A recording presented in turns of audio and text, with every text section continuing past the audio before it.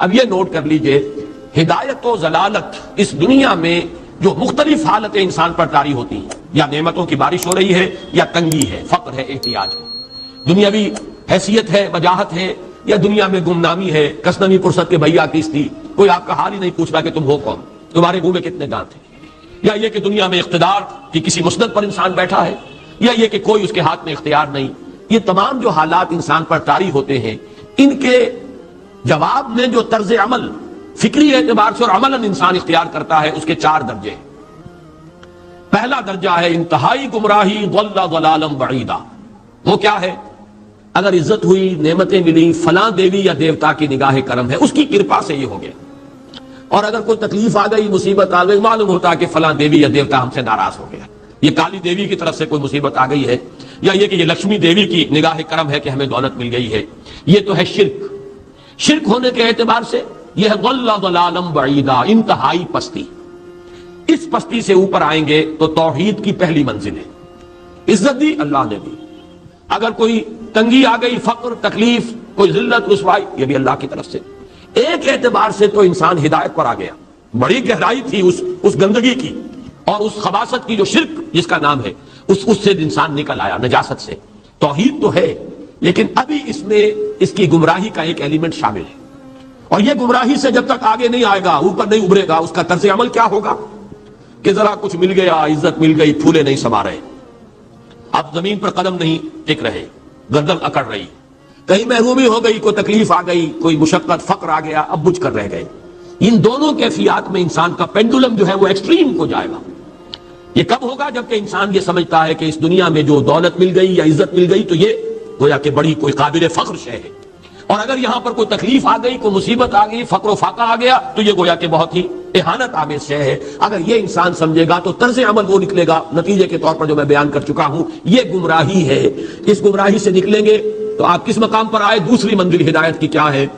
نہ یہ عزت ہے نہ یہ ذلت ہے، دونوں حیثیتیں برابر ہیں کہ یہ امتحان ہے۔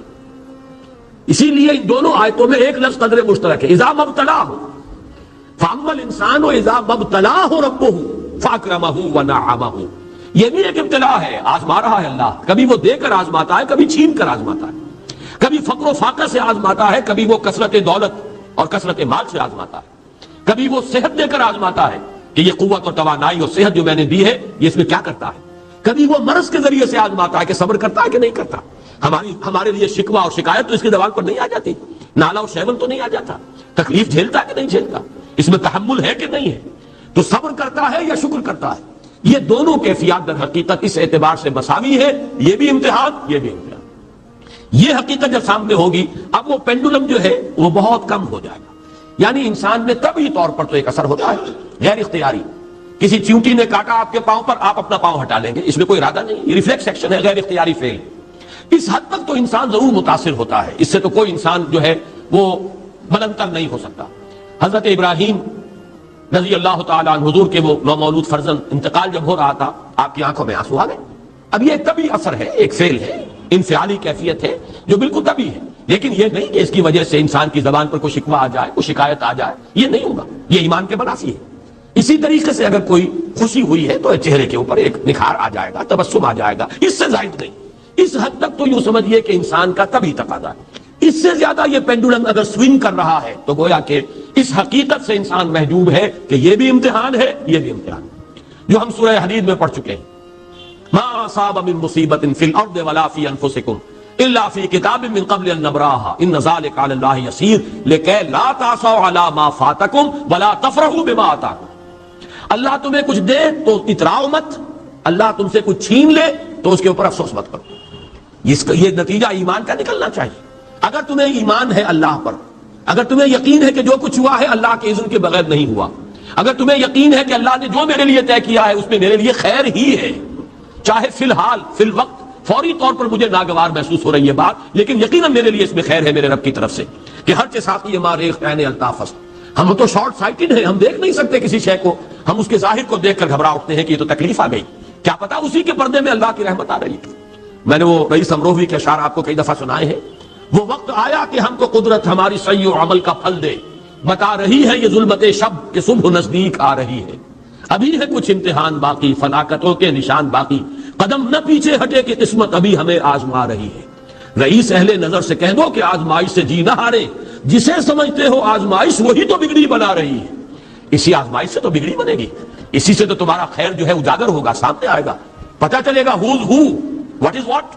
ابو بکر میں کتنا یقین اور ایمان تھا، یہ کیسے معلوم ہوگا؟ کیسے معلوم ہوگا کہ بلال میں کتنا سہار، کتنا تحمل تھا، کتنا صبر تھا، اگر وہ مصیبت ان پر نہ آتی کہ جو امیہ ابن خلف کے ہاتھوں ان پر قیامت ٹوٹ رہی تھی۔ تو یہ ساری چیزیں جو ہے ما اصاب من مصیبت فی الارض ولا فی انفسکم الا فی کتاب من قبل ان نبرأ ان ذلک علی اللہ یسیر لکی لا تأسوا علی ما فاتکم ولا تفرحوا بما آتاکم واللہ لا یحب کل مختال فخور۔ اگر اس حقیقت سے محجوب ہو جاؤ گے تو پھر اختیال اور فخر اور گھمنڈ پیدا ہو جائے گا تمہارے اندر، یا دوسری طرف مایوسی، کمر ہمت ٹوٹ کر رہ جائے گی، خودکشی کرنے کو انسان آمادہ ہو جاتا ہے، ذرا کوئی ناکامی دنیا میں آ گئی، کوئی تکلیف آ گئی۔ یہ ہے در حقیقت تیسری منزل، ہدایت کی دوسری سیڑھی۔ پہلا کیا تھا؟ نہایت ضل ضلالا بعیدا، کوئی خیر مل گیا تو کسی دیوی کی نگاہ کرم، کوئی تکلیف آ گئی تو کسی دیوتا کی ناراضی، یہ تو ہے ضل ضلالا بعیدا۔ اس سے اوپر آئے، یہ پہلی سیڑھی ہدایت کی ہے۔ عزت ہے تو اللہ کی طرف سے، اور اگر کوئی ذلت ہے، تنگی ہے تو اللہ کی طرف سے، یہ ہدایت کا آغاز ہو گیا، یہ توحید کی بنیادی منزل ہے۔ اس سے اگلی منزل، یہاں کی ذلت ذلت نہیں، یہاں کی عزت عزت نہیں۔ ذالک یوم التغابن، ہار اور جیت کے فیصلے کا دن تو قیامت کا دن ہے۔ وہاں معلوم ہوگا جس کو اس روز عزت ملی وہ عزت والا ہے، جو اس روز ذلیل ہو گیا وہ ذلت والا ہے۔ یہ تو امتحان ہے، دار الامتحان ہے۔ خلق الموت والحیات لیبلوکم ایکم احسن عملا، یہ تو دار الامتحان ہے، امتحان ہونے کے ناطے دونوں برابر ہیں۔ اس سے اوپر ہے ایک چوتھی منزل، ہدایت کی تیسری منزل۔ وہ کیا ہے؟ عام طور پر انسان یہ سمجھتا ہے کہ یہ جو آزمائش ہے تنگی کی اور فقر و فاقہ کی، یہ سخت تر آزمائش ہے، اور نعمتوں کی بارش ہو تو یہ آسان آزمائش ہے۔ یہ بھی ابھی گمراہی کا ایک پرت جو ہے اس کی باقی ہے۔ ابھی ہدایت کا جو کامل جو ہوگا انکشاف، وہ کب ہوگا؟ جب انسان اس حقیقت کو جان لے کہ جہاں وسعت ہو، جہاں کثرت ہو، وہ زیادہ بڑا امتحان ہے، سخت امتحان ہے، بجائے اس کے کہ اگر قلت ہے، کمی ہے، یہ کم تر امتحان ہے، یہ کم بھاری امتحان ہے۔ کیوں؟ کہ اگر آپ کے پاس کثرت ہے، آپ کے اندر غفلت پیدا ہو جائے گی، کثرت کا لازمی نتیجہ غفلت ہے، اور اگر قلت ہے، بمشکل گزارا ہو رہا ہے، تو اللہ یاد رہے گا، راتوں کو گڑ گڑائیں گے۔ آسائش میں اللہ کو بھول جانا زیادہ ممکن ہے، بلکہ متوقع ہے، اور تکلیف میں اللہ کا یاد آنا زیادہ متوقع ہے۔ اس میں انسان فریاد کرتا ہے، اللہ سے دعا کرتا ہے، تو کون سی چیز نتیجے کے اعتبار سے بہتر ہوئی؟ معلوم ہوا یہ امتحان جسے آپ ہلکا سمجھ رہے ہیں یہ سخت تر ہے۔ اگر اصل کامیابی قیامت کی اور آخرت کی ہے تو یہ امتحان زیادہ سخت ہے بنسبت اس امتحان کی، اگرچہ اس امتحان کی بھی ایک آخری شکل ہے جس کے بارے میں حضور نے فرمایا کاد الفقر ان یکون کفرا، لیکن عام حالات میں یہ سمجھ لینا چاہیے کہ یہ بھی امتحان، یہ بھی امتحان۔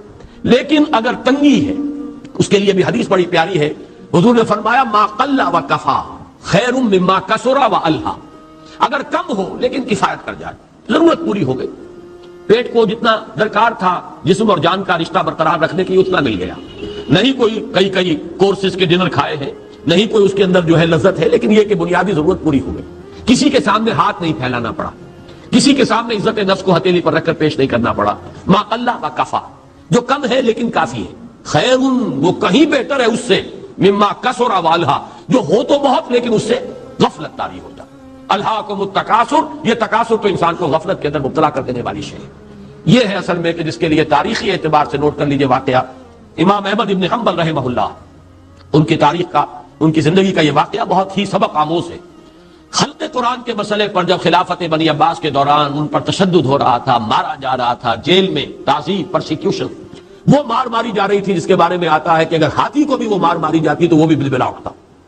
اس وقت کبھی ان کی آنکھوں میں آنسو نہیں آئے، ایک صبر اور ثبات اور استقلال کا پہاڑ کھڑا جھیل رہا۔